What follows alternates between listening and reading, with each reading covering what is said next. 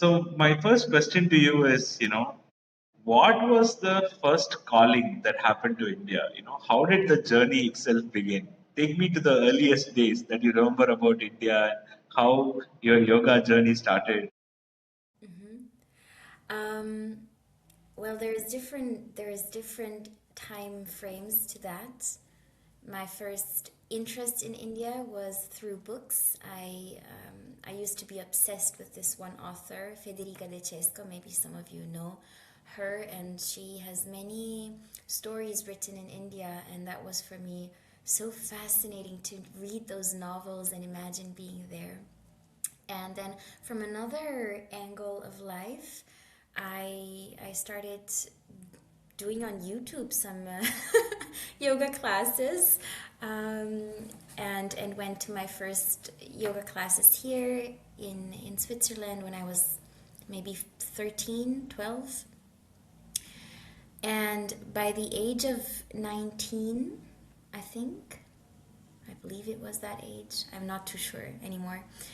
I I saw another video on YouTube of someone who went to a yoga teacher training, and it was for me like, what? There is such a thing, like a yoga teacher training. What is that? Uh, And I remember watching that video in the evening, and I got such an impulsive wish, desire to look into that. And that same evening, it must have been by 2 o'clock in the morning, I booked my retreat, my teacher training in Rishikesh. well, And I which was year just, was it?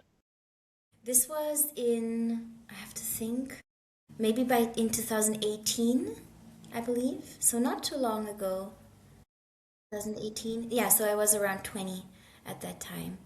And I booked the teacher training, and I wasn't intending on becoming a yoga teacher.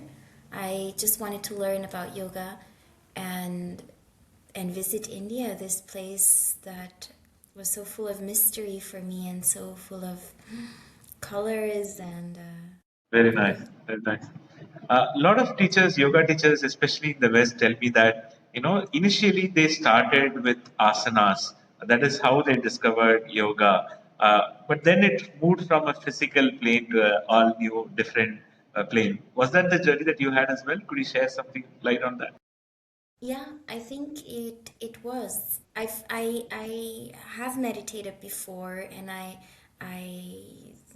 was very much interested in philosophy and different forms of realizing the self, different schools of thought, but I didn't connect that yoga is that there is no yoga and meditation, that there it's not separate.